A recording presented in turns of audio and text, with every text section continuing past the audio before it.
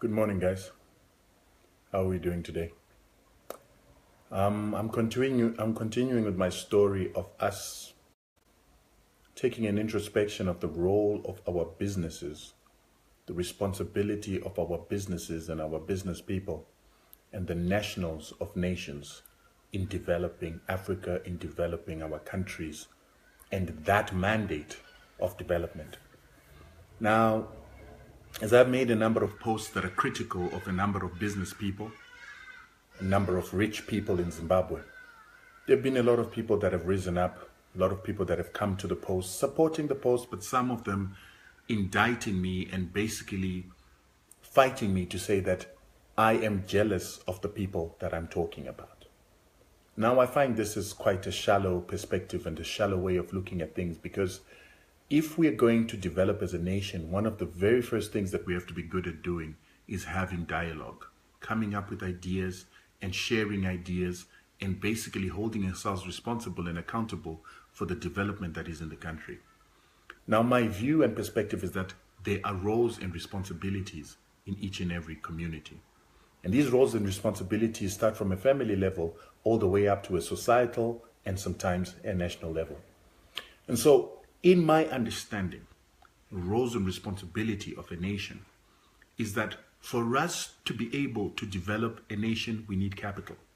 And if we need capital, the very first people that are responsible for developing the nation are those that have the capital. And so usually you would find that government has capital. But before government can even have capital, it needs citizens that can work, earn money, and then pay taxes so that it can have capital. But those citizens, for them to work and have money to be able to pay their taxes, have to have a capital class that is able to invest and create the jobs, create the opportunities that allow people to work, earn money, pay taxes, and give government the capital that we then enforce them to give us the services that government needs to deliver. Now, the question I keep asking is that when government has got all this money that we give them as a mandate to deliver services to us, what do we need them to do with that money? We need them to give us education. We need them to give us food services, basic services. We need them to give us hospitals. We need them to give us facilities that are found in any civilized nation. But the question that I'm asking today is, why should a government give you any services? Why should a government spend any money on developing you through education, on giving you healthcare, on giving you infrastructure and basic services in the first place?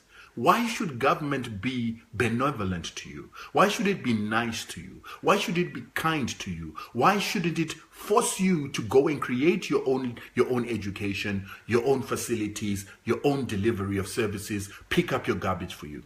There's a reason for that. They have an obligation to develop you so that when you are developed, you can then be able to go out, become productive, and give back in taxes, and give back with creating opportunity in your nation to develop the nation. So this is where I have a problem with those people that say that when a businessman or a person makes it in Zimbabwe, they have no obligation to the country. My question is, if they have no obligation to the country, why did the country invest in you? Why was taxpayers' money used to subsidize your education? Why was taxpayers' money used to make sure that when you got injured, we just didn't leave you to die on the street? We took care of you and made sure that you were treated. It's so that you could become a member of a community, a member of the nation that is going to be able to return something to the nation. So, let's not forget that when we've got people returning to the nation, they return in a number of ways. They return in working, they return in ideas, they return in solutions to problems, and they return by becoming business people. That's why we register business entities in the country. And sometimes that's why we give those businesses protections. That's why we give those businesses privilege to do business in the country. We close out competition for those businesses so that other companies from outside, stronger companies from the West, stronger companies from neighboring countries do not come in and take the piece of cake. And this is my issue with the Econet and the telecells and a lot of the companies that we've got in Zimbabwe. The cellular network industry in particular was protected by the government for local players. For if the government did not protect for only local players, we would have had Vodacom and MTN coming into Zimbabwe, taking the licenses because they were bigger, they'd already got experience, and they would have been able to get a bid before any Zimbabwean would have been able to get that bid. But the reason why the Zimbabweans that are in Zimbabwe got the bids to be able to offer cellular services was because they were protected by government. So now you've got the owners of this company not only having been given education by our government, not the owners of these companies not only having been given healthcare and basic services in order for them to be productive, they were also given on a silver platter the protection for them to have licenses in an industry that had no competition from the outside. Today, now that they are prosperous, today, now that they've made a return, it is up to those people to give that return on investment that the government expected from them when they protected the industry for them to start their businesses, when they registered their companies, and when they developed these human entities that created these companies to become what they are today. It is not just, it's a moral obligation for those people to now bring back a return. So people say, but they pay taxes and they create jobs. So that's it. But hold on. Coca-Cola creates jobs. A foreign company from America which has got shareholders that were never groomed by our government, were never taken care of by the healthcare of our government, were never taken to schools by our government, also have to create jobs and pay taxes. So if they, foreigners who didn't enjoy the benefits of being brought up and invested into by our government, create jobs and pay taxes, how can that be the only obligation for a national? How can that be the only obligation for someone we've invested education, healthcare, infrastructure, and basic services to? We can't expect that only from a citizen. We expect more from a citizen. And part of what we expect from a citizen is what we expect in our basic African culture. The ability of a person who comes from a home to develop their home first before they start developing other homes. The responsibility of a child of a home to make sure that that home is prosperous, to make sure that that home is not wanting of anything, by providing all that that home needs, by providing solutions to problems, by providing money, by providing ideas, by providing wisdom, advice, training, and also offering services that go over and above the basic services that are offered by the government. So this is the issue that I've got with our black businessmen in Zimbabwe. And this is the problem that I've got when they go and put their businesses in other jurisdictions, where they go and develop those other jurisdictions. They save their inheritance in those other jurisdictions. They put all their interests and estate in other jurisdictions instead of developing home first. So when we are critiquing these people, we're not critiquing them out of hate. We're critiquing them to hold them responsible for us as a common union, a commonwealth of people that have a similar interest. And what is ironic is this. When these people leave Zimbabwe and establish countries and have citizenships in foreign countries, and their businesses remit and send their profits from our country to another country, they send them to countries that are creating new laws. One of the laws that is being created in Europe is called bail-in. So we know something called bail-out, but now we're having something called bail-in, where these European nations are saying any person, any citizen, any national or resident that's living in our country is responsible for the debts of this nation, because the nation is the people. So in the event that our country becomes destitute or it cannot pay its debts, we have the right to confiscate the wealth of any of the people in our nation to pay off our debts, starting with the richest. And it has been done many times before, where the rich were either overtaxed. In America, just after 1933, they taxed their people up to 94%. The richest end of the people were taxed up to 94% of their wealth. But now they're saying we'll even go into your bank accounts and take money out to be able to pay the debts and responsibilities that we've got.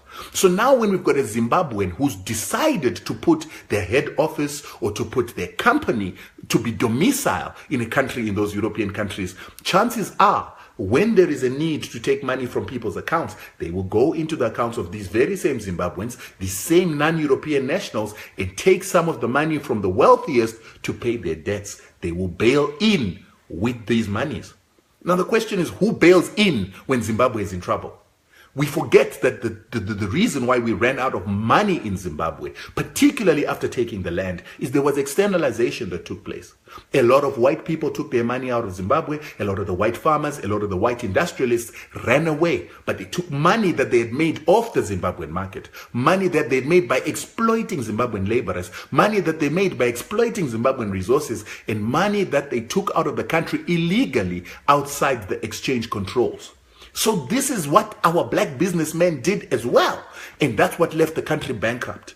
So if we all run to Europe, if we all run to the West after exploiting Zimbabwe, without reinvesting where we've exploited, who then invests where you've left a hole? Who then invests where you have exploited labor? Who then invests when you were paying people peanuts that they were not going to be able to have any savings or meaningful savings to put in the banks? And so therefore, that's a responsibility for our bigger brothers. It's a responsibility for those that have utilized what government has invested in people to grow themselves. It's a responsibility for them to reinvest because they're the capital owners. So we've held government responsible to use our taxes to give us services. Government has given us services. But then if the people that they've invested in by giving those services do not come back and return an investment by starting businesses, by keeping their savings in the country, by reinvesting, by creating new business people, by research and development, by providing innovations to problems, and we keep importing solutions to our problems, we keep importing capital and borrowing capital from outside the country, we will be destitute. We are like a family that has got sons and daughters that have left home, and those sons and daughters never bring any money back home. They never look after their parents. They never make sure that their parents have got food. They don't build houses. They don't build a new place. They don't maintain the place for their parents. And then they wonder why their parents are starving. They are starving because hauna kuchengeta vabereki. They are starving because you haven't played your responsibility to look after kwawakabva. And this is what we're arguing about. It is a moral sense of responsibility that's making us reach out to our business people and say, we love you, brothers and sisters. We adore you, brothers and sisters. We are very much appreciative of your success. However, remember where you come from. Remember the home that grew you up. Wakarerwa.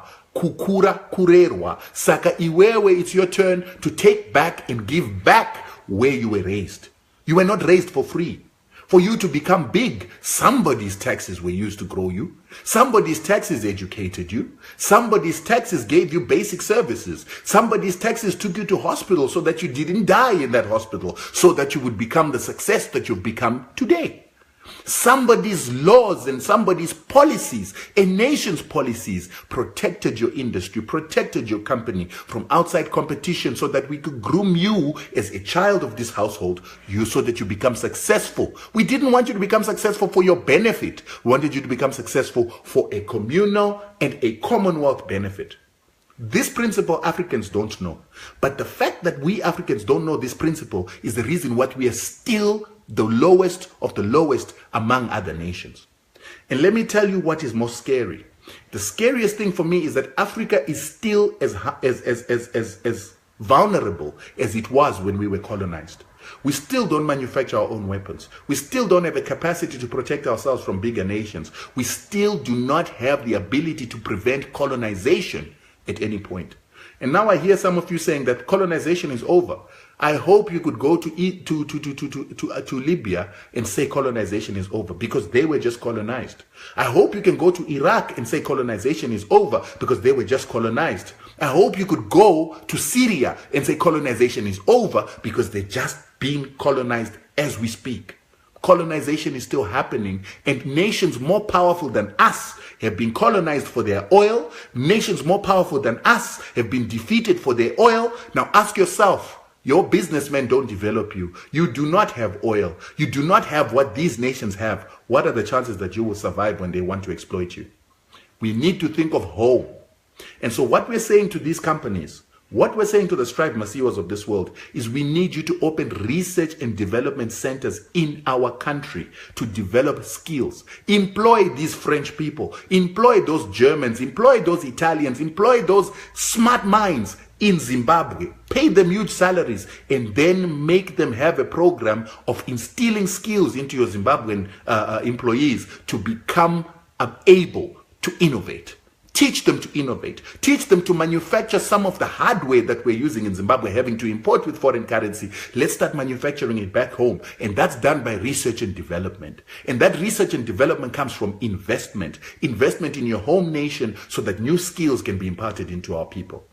As I said in a post, when the Afrikaner was in Zimbabwe, when the British was in Zimbabwe, when our colonizers were in Zimbabwe, they used to have apprenticeship programs. They used to develop the skills of the people that they wanted to be able to maintain their businesses, their factories. In Zimbabwe right now, we've got a new type of business class, a new type of industry, which is telecommunications. Our telecommunications industry, except the government-owned parastatals, are not training new skills. They are not training apprentices. They are not creating the new skills, the new engineers that are going to work in that industry. But more importantly, they are not skilling the people to be innovators. They're not skilling the people to be creators of solutions in that particular industry. People like Econet investing back home, people like Telecel investing back home could make Zimbabwe a cellular network hub, a technology hub, by bringing European skills that are employed by these companies overseas in their head offices to come and instill and impart new skills to Zimbabweans so that we start understanding this industry from a creative value chain perspective rather than just a maintenance perspective. It's our responsibility to hold our government, which is a capital owner, responsible, but it is also a responsibility for us to hold all those that the government has invested in, which is every citizen, plus those citizens that start businesses, to be responsible for developing Zimbabwe, for developing Africa, for Africa to be able to take its place and stand up against other nations. This is not optional. This is a survival issue. For if we do not accumulate capital in Zimbabwe, if we do not accumulate the knowledge of building technology and industrializing, we are always going to be cannibalized by the bigger nations, the more powerful nations, and bigger capital. And this opportunity, this window of opportunity is now getting smaller. Robots are coming to take over. Computers are going to take over. And once automation comes in, Africa has got no chance because it will no longer be about human skill. Machines will be doing it. So that's why I speak to our business class. That's why I appeal to our business class. It is our responsibility to hold our brothers and sisters responsible for their roles. Every citizen of a country enjoys the rights of being given a government to deliver services to them, but there also comes obligation with every right. The obligation of every citizen, including myself, including you, and including those that have actually made the capital, is to develop Zimbabwe through reinvestment, through home-biased investment. These neoliberal principles that tell us that we are free to invest wherever we want were not created by us, and they were not created for our benefit, but they were created for the benefit of those countries that have already developed, which we can never compete with for the investment of our brothers and sisters. So understand, it's not hatred, it's not jealousy. It is our responsibility as citizens, because our parents paid those taxes that developed each and every one of us, and developed these businesses, and created the policies that protected these businesses for the owners to become so successful now that they think that they are independent of us. Have a good day.